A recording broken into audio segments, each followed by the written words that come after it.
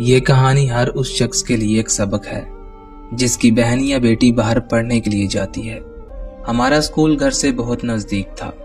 محلے کی تو اور لڑکیاں بھی میرے ساتھ پڑھتی تھیں۔ ہم تینوں ساتھ اسکول جایا کرتی تھیں۔ میٹرک تک سکون سے پڑھائی کی، کبھی کسی مسئلے سے دو چار نہ ہونا پڑا، کیونکہ 5 منٹ میں اسکول پہنچ جاتے تھے۔ میٹرک کے بعد کالج داخلے کا مرحلہ آیا تو پریشانی لاحق ہو گئی۔ کالج گھر سے فاصلے پر تھا اور ابو روز کالج پہنچانے نہ جا سکتے تھے، جبکہ دونوں بھائی اپنے بزنس کے لیے گھر سے نکلتے تو شام کو گھر واپس آتے۔ تبھی والد صاحب مجھ کو کالج داخلہ لینے کی اجازت نہ دے رہے تھے۔ بہت افسردہ تھی، کھانا پینا چھوڑ دیا۔ تب امی نے ابو کو سمجھایا کہ اب زمانہ پہلے جیسا نہیں رہا، لڑکیوں کو خود اعتمادی دینی چاہیے۔ محلے کی 2 اور بچیاں بھی تو کالج میں داخلہ لے رہی ہیں، اگر یہ ان کے ساتھ چلی جائے گی تو اس میں کیا حرج ہے؟ پہلے بھی تو یہ تینوں اکٹھی اسکول جایا کرتی تھی، آپ اجازت دے دیں۔ والد صاحب کا کہنا تھا اسکول تو گھر سے 2 قدم پر ہے، مگر کالج کے لیے کسی سواری کا انتظام کرنا پڑے گا۔ بہرحال بہت دلائل دے کر امی نے بالآخر اپنی بات منوا لی اور مجھے کالج میں داخلے کی اجازت مل گئی۔ میں نے کنزا اور فاطمہ کے ساتھ فرسٹ ایئر میں داخلہ لے لیا۔ روز ہم کو بس پر جانا ہوتا تھا۔ بس اسٹاپ گھر سے زیادہ دور نہ تھا، مگر مقررہ وقت پر بس ملتی تھی، لہٰذا ہم ٹائم سے 15 منٹ پہلے گھر سے نکل جاتی تھی اور بس اسٹاپ پر بس کا انتظار کرتی تھی۔ اس روز جب بس آئی تو کافی رش تھا۔ بس اسٹاپ پر 3 ہیرو ٹائپ قسم کے لڑکے بھی کھڑے تھے، غالباً بس کا انتظار کر رہے تھے۔ ان کی نظریں ہم پر مرکوز تھیں۔ اس صورتحال میں تو پہلے ہی دن پریشان ہو گئی۔ جب ہم کالج اسٹاپ پر اترے، وہ بھی ہمارے ساتھ اتر گئے۔ ان کے انداز سے یوں لگا جیسے کہ ان کو تعلیم سے زیادہ ہم لڑکیوں میں دلچسپی ہو۔ وہ کچھ آوارہ قسم کے لگ رہے تھے اور ہمارے بارے میں ہی آپس میں گفتگو کر رہے تھے۔ سوچا کہ اگر یہی صورتحال رہی تو کیا ہوگا، یہ سوچ کر میں پریشان ہو گئی۔ میرا خدشہ درست ثابت ہوا۔ اگلے روز بھی وہ ہم سے پہلے بس اسٹاپ پر موجود تھے۔ ہمارے فوراً بعد بس میں سوار ہوئے اور کالج اسٹاپ پر ہمارے ساتھ اتر گئے۔ آج وہ کچھ فرقے بھی کس رہے تھے۔ ہم نے ان کی باتیں انسنی کر دیں اور کالج کے گیٹ میں گھس کر ان سے پیچھا چھڑوا لیا۔ تیسرے دن پھر انہوں نے ہمارا پیچھا کیا۔ جب میں بس سے اتر کر کالج گیٹ کی طرف بڑھی تو ایک خط مروڑ کر میری کتابوں پر پھینک دیا۔ ان کا نشانہ بالکل صحیح تھا۔ خط پھینکنے والے کا نام شعیب تھا، اس کے ساتھ ہی اسے اسی نام سے پکار رہے تھے۔ خط میری کتابوں کو چھوتا ہوا میرے قدموں میں گر گیا اور میں آگے بڑھ گئی، لیکن میری دوست کنزا نے کاغذ کی اس ننھی منی گول گیند کو اٹھا لیا۔ کالج کے اندر داخل ہونے کے بعد میں نے اسے کہا، تم نے اسے کیوں اٹھایا؟ اب وہ ہر روز ایسا ہی کریں گے۔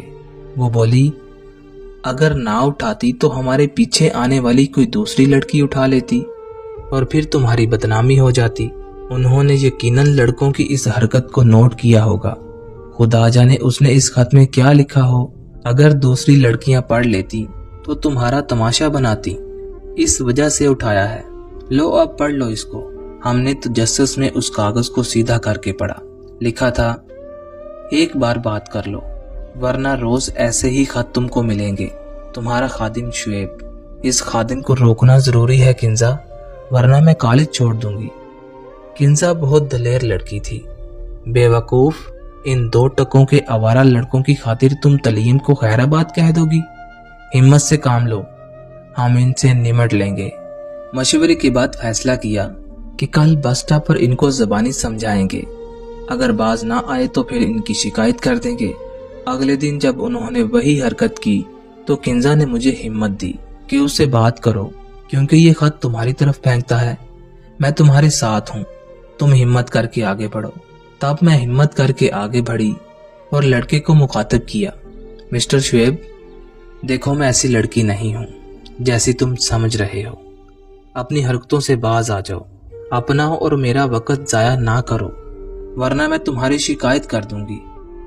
اچھا جی، किससे शिकायत करोगी? उसने ढटाई से कहा। जो भी सूरमा है सामने आ जाए, हम भी डरने वाले नहीं हैं, धमकियां ना दो। उसी वक्त बस आ गई और मैं दिल गिरफ्तार होकर बस पर चढ़ गई। तमाम रास्ते दुआ करती जाती थी, ऐ अल्लाह इस शरीर इंसान से निजात दिला दे। अगर अब्बा या भाई से शिकायत करती तो वो मुझे कॉलेज से हटा लेते, क्योंकि बहुत मुश्किल से इजाज़त मिली थी। मैंने ऐसी बहुत सी कहानियां पढ़ी थी, काफ़ी मोहतात थी, मगर ये लड़के बाज ना आने वाले थे। जब मौका मिलता खत लिखकर मेरी किताबों पर निशाना ताक कर फेंकते। कभी कागज की ये नन्ही मुन्नी गेंद किताबों पर टिक जाती तो कभी जमीन पर जा पड़ती। ये तो ऐसी मुसीबत थी कि मैं काम कर रह जाती। जब इस मसले का कोई हल समझ में ना आया तो एक रोज एतवार था और छुट्टी के बाइस भाई भी घर पर थे। मैंने भाईजान से बात करने की ठान ली और उनको कहा कि आपसे जरूरी बात करनी है। भाई ने बोला, हाँ जी बताओ क्या बात है। मैंने उनसे कहा, भाई एक मसला हो गया है। भाई ने हैरत से पूछा, क्या मसला हुआ है, खैरियत तो है ना? मैंने उनको सारा मसला बता दिया और खत भी दिखाया जिसमें शुएब ने लिखा था कि अगर एक बार मुलाकात कर लो तो फिर कभी परेशान नहीं करूंगा। उन्होंने मुझे तसल्ली दी कि फिक्र ना करो, मैं इन बदमाशों से खुद ही निमट लूंगा। उन्होंने कलम और कागज मांगा और फिर मेरी तरफ से शुएब को खत लिखा कि फलां दिन फलां पार्क में आ जाओ। वक्त भी लिख दिया और यह भी कि तुम्हारे बेहद इसरार करने पर मुलाकात कर रही हूँ, मगर ये मेरी तुमसे पहली और आखिरी मुलाकात होगी। बेहतर होगा तुम अकेले आओ और किसी दोस्त को साथ मत लाना। यह भी लिखा कि मैं स्याह अबाया पहन कर आऊंगी। मैं हैरान हो गई कि भाई ये क्या कर रहे हैं, मगर उनसे वजाहत मांगने की मुझ में हिम्मत ना थी। मुकर्ररा दिन मुकर्ररा वक्त पर भाईजान ने मेरे सबसे छोटे भाई अमीन को मेरे जूते पहना दिए और बुर्का भी पहना दिया। कपड़े भी उसे मेरे ही पहनाए थे। वो उन दिनों 8वीं क्लास में पढ़ता था और मेरे बराबर कद था। उस पर मेरे हुलिये का गुमान होता था। भाई उसे गाड़ी में साथ लेकर पार्क में पहुंचे और रास्ते में अपने दोस्तों को भी साथ ले लिया। ये लोग मुकर्ररा जगह पहुंचे तो अमीन को पार्क में बिठा दिया। चेहरा नकाब से पोशीदा था। भाईजान और उनके दोस्त जो हाकियां वगैरह लेकर गए थे कुछ दूरी पर गाड़ी में बैठकर शुएब का इंतजार करने लगे। शुएब अकेला नहीं आया, अपने दोस्तों के हमरा था। 2 दोस्त मोटरसाइकिल पर पार्क के पास ठहर गए और ये अंदर आकर इधर उधर देखने लगा। उसकी नजर काले बुर्के में मलबूस बेंच पर बैठी अकेली लड़की पर पड़ी तो उसकी तरफ बढ़ा। जब नजदीक आया तो मुझे मुखातब किया, निकाब तो उठाओ, देखूं तो सही जिसको बुलाया था वही है या कोई और है। अमीन ने फौरन नकाब उल्टा दिया। वो एकदम से लड़खड़ा कर रह गया। उसने अमीन के सर से हिजाब खींच लिया और गाली दी कि मुझे बेवकूफ बनाया है ना, अब अपनी बहन का हशर भी देख लेना। ये कहकर सीटी बजाई। उसके चेले पार्क में दाखिल हो गए। तभी भाईजान अपने दोस्तों के हमरा अमीन की तरफ दौड़े। उनके दोस्तों के पास हाकियां थीं और वो शुएब की तरफ लपकी। ये मंजर देखकर उसके साथी अपनी मोटरसाइकिल पर फरार हो गए, मगर शुएब गिर चुका था। उन्होंने उस पर हाकियां बरसा दी। वो जख्मी होकर गिर गया और ये सब घर वापस आ गए। अपनी दानिश्त में तो मेरे भाई ने शुएब को सबक सिखाया था, लेकिन अफसोस ये हमको महंगा पड़ गया। शुएब के सर में हाकी की चोट से ऐसा गहरा जख्म आया कि वो बेहोश होने के बाद दोबारा होश में कभी ना आ सका और 1 माह अस्पताल में रहकर अल्लाह को प्यारा हो गया। उसके वालिदैन ने उसके साथियों से लड़ाई का सबब पूछा तो उन्होंने बता दिया कि जिस लड़की ने मुलाकात का खत लिखकर पार्क में बुलाया था वही उसकी मौत की जिम्मेदार है। उन्होंने मेरी सहेलियों की निशानदाही की कि ये वो लड़कियां हैं जिनके साथ वो लड़की भी होती थी जिसकी वजह से शुएब की जान चली गई।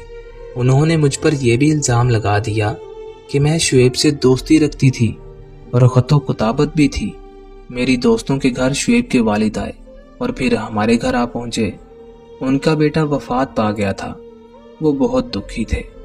उन्होंने भाईजान और उनके दोस्तों पर पर्चा करा दिया था कि उनकी बहन के हमारे बेटे से गलत तल्लुकात थे।